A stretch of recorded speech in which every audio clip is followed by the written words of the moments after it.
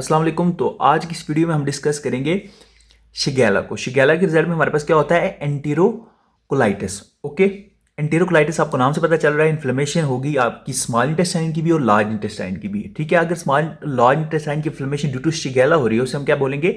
Shigellosis और bacillary dysentery. Okay, अब dysentery आपको पता है क्या होता है? डिसेंट्री होता है ब्लडी डायरिया। ओके, बहुत ही कॉमन है। प्रॉपर्टीज की बात करें तो हमारे पास ग्राम नेगेटिव बैक्टीरिया है। ठीक है, ड्यू टू थिन पेप्टिडोग्लाइकन हमारे पास कौन सा स्टेन लेगा? पिंक कलर का।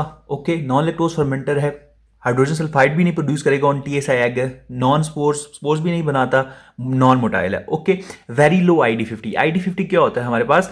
ये वो अमाउंट होती है पैथोजन की जो डिजीज काज करवा सकती है। तकरीबन तकरीबन 10 बैक्टीरिया हो ना शिगेला के, ठीक है, आपने उसको इंजेस्ट कर लिया 10 बैक्टीरिया को एटलीस्ट, तो वो आपको डिजीज काज करवा सकते हैं। ओके, ये था ID50, the amount of pathogen required to infect 50% of the patients. Okay, ID50।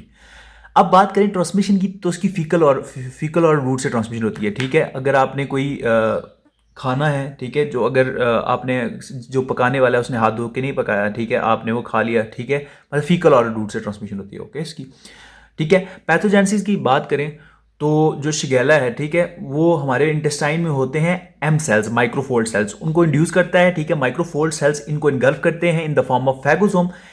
अब ये जो फैगोसोम है ये लाइसोसोम के साथ फ्यूज नहीं करेगा, ठीक है, बल्कि ये फैगोसोम क्या करता है, क्या करेगा?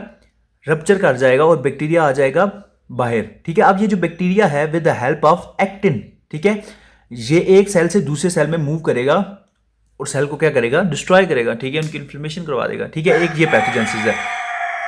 दूसरी हमारे पास की पैथोजेनेसिस क्या है कि यही जो हमारे पास बैक्टीरिया है, ठीक है, अब एंटीरियोसाइट्स के नीचे हमारे पास होता है malt, mucosa associated lymphoid tissue होता है। ठीक है, उसमें हमारे पास होते हैं मैक्रोफेजेस। अब मैक्रोफेजेस इन बैक्टीरिया को इनगल्फ कर लेंगे। ठीक है, इन बैक्टीरिया को अगर इनगल्फ करेंगे ना, तो इनगल्फ तो इसलिए करेंगे ताकि इनको डिस्ट्रॉय कर सके, लेकिन वो उनको डिस्ट्रॉय नहीं करते। यही बैक्टीरिया जो है ये हमारे पास मैक्रोफेजेस की क्या करवा देते हैं? अपोप्टोसिस काज करवा देते हैं। ठीक है, ये हमारे पास मैक्रोफेज है, मैक्रोफेज की क्या काज करवा देते हैं? अपोप्टोसिस। ठीक है, जब मैक्रोफेज रप्चर करता है तो उससे हमारे पास रिलीज होते हैं इन्फ्लेमेटरी साइटोकाइंस, जैसे हमारे पास इंटरल्यूकिन बीटा। अब ये हमारे पास क्या काज करवा देगा? इंटरल्यूकिन बीटा इन्फ्लेमेशन होगी, तो यहाँ हमारे पास और WBCs आएंगे और हमारे पास वो क्या करेंगे? ठीक है, इंटीरियोसाइट्स को डिस्ट्रॉय करेंगे। ठीक है, इन्फ्लेमेशन होगी तो वहाँ पे अल्सरेशन और एब्सेसिस फॉर्म हो जाएंगी। ओके ओके, ये एक था मैकेनिज्म। अब जब अपोप्टोसिस के थ्रू माइक्रोफेज रप्चर हुआ तो बैक्टीरिया बाहर आ गया। अब ये बैक्टीरिया क्या करता है? टाइप 3 सिक्रीशन सिस्टम के थ्रू, ठीक है, अपने जो क्या कहते हैं प्रोटीन्स हैं, इफेक्टर प्रोटीन्स, वो इंसर्ट कर देते हैं इनटू हॉस्ट सेल्स। ठीक है, अब ये हॉस्ट सेल्स में क्यों इंसर्ट करता है? ठीक है, उसके इम्यून रिस्पॉन्स को अल्टर करने के लिए। ठीक है, और ताकि इसे इजीली खुद इंटर कर सके into the host cell. Okay, अब सिम्टम्स क्या क्या मिलेंगे आपको? ठीक है, अब क्योंकि क्या हुआ है कि शिगेला के रिजल्ट में इन्वेजन हुई है, ठीक है, आपकी इंटेस्टाइनल एपिथेलियल सेल्स की, तो उसके रिजल्ट में ब्लडी डायरिया होगा। ठीक है, ब्लडी डायरिया को हम बोलते हैं डिसेंट्री। डिसेंट्री के रिजल्ट में आपको क्या सिम्टम्स आएंगे? एक तो डायरिया मिलेगा, ठीक है, जो पस, जिसमें पस भी होगी और ब्लड भी होगा। एब्डोमिनल क्रैम्पिंग होगी, पेशेंट को पेन होगा, एब्डोमिन में पेन होगा, तो उसकी वजह से एपिटाइट लॉस हो जाएगी क्योंकि GIT की मोटिलिटी स्टॉप हो जाती है। इसके बाद फीवर बहुत ज़्यादा उसको हाई होगा। ठीक है, बहुत एक्सट्रीम केसेस में अगर बच्चों में ये हो जाए तो बच्चों में हमारे पास क्या काज करवा देता है? Tonic clonic seizures. ओके, कुछ वीक्स, तकरीबन अगर ये कुछ वीक्स तक रहे ये इन्फेक्शन, ठीक है, शिगेला का, तो उसके रिजल्ट में रिएक्टिव आर्थराइटिस भी हो सकता है। ठीक है, वैसे तो ट्रीट कर लेंगे, जब भी एक पेशेंट को ब्लड डायरिया होगा आप उसको ट्रीट कर देंगे, लेकिन अगर ट्रीट ना किया जाए तो कुछ वीक्स बाद उसको रिएक्टिव आर्थराइटिस भी हो सकता है। ओके, उसके बाद बात करें हमारे पास शिगेला की, हमारे पास एक टाइप स्टीरियोटाइप होती है, शिगेला डिसेंट्री स्टीरियोटाइप 1। ठीक है, अब ये हमने नॉर्मल शिगेला की पैथोजेनेसिस पढ़ी। शिगेला डिसेंट्री स्टीरियोटाइप 1 क्या करती है? ये हमारे पास प्रोड्यूस करती है शीगा टॉक्सिन। ठीक है, शीगा टॉक्सिन का आपको पता है। ठीक है, मैंने आपको अगर आपने इकोलाई की वीडियो देखी है उसमें बताया कि शीगा टॉक्सिन हमारे पास क्या काज करवाता था? Bloody diarrhoea. कैसे काज करवाता था शीगा टॉक्सिन? हमारे पास उसके दो सब यूनिट्स होते हैं, A और B। ठीक है, B बाइंडिंग सब यूनिट है, बाइंड करेगा, ठीक है, इनगल्फ करेगा शीगा टॉक्सिन को हमारे पास जो इंटेस्टाइन का एपिथेलियल सेल है, ठीक है, enterocyte in the form of phagosome. ठीक है, फैगोसोम के अंदर pH हाई होगी जिस वजह से दोनों सब यूनिट्स अटैच हो जाएंगे। ए सब यूनिट आएगा बाहर और ये सब यूनिट जाएगा लार्जेस्ट राइबोसोमल सब यूनिट के पास, और उसमें होता है हमारे पास 28S राइबोसोमल आरएनए, ठीक है, इसको क्या करेगा, क्लीव करेगा, जिसके रिजल्ट में अरेस्ट हो जाएगी प्रोटीन सिंथेसिस। जब प्रोटीन सिंथेसिस नहीं होगी तो सेल क्या हो जाएगा, डिस्ट्रॉय होगा, ठीक है। जब सेल डिस्ट्रॉय होगा वहाँ इन्फ्लेमेशन होगी और ऑल दिस ब्लडी डायरिया होगा इसके रिजल्ट में। ओके, ये थी इसकी।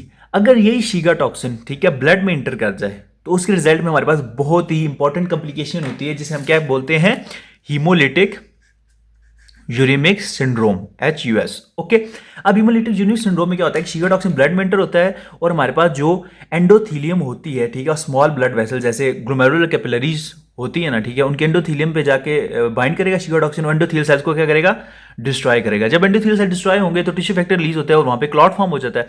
अब जब क्लॉट फॉर्म होगा, फर्ज करें ये क्लॉट फॉर्म हुआ है, ठीक है, जब भी वहां से आरबीसी पास करेंगे ना तो आरबीसी डिस्टॉर्ट हो जाएंगे, ठीक है, जिसके रिजल्ट में हमारे पास क्या होगा, माइक्रो एंजियोपैथिक हीमोलिटिक एनीमिया, ठीक है।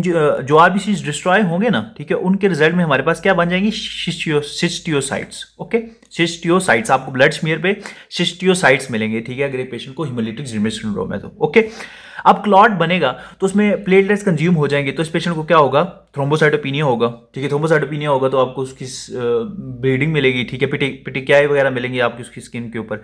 इसके अलावा kidney failure, acute kidney failure देखने को मिलेगा। क्यों? क्योंकि ग्लोमेरुलर डैमेज होगा, ठीक है, जो ग्लोमेरुलर कैपिलरीज हैं वो डैमेज हो गई हैं तो उसके रिजल्ट में उसको अक्यूट किडनी फेलियर मिलेगा और प्रोटीनूरिया मिलेगा due to destruction of the glomerular capillaries. Okay, blood में ये हमारे पास सेप्सिस भी कॉज करवा सकता है, ठीक है। ये था हमारे पास शिगेला डिसेंट्री स्टीरियोटाइप 1।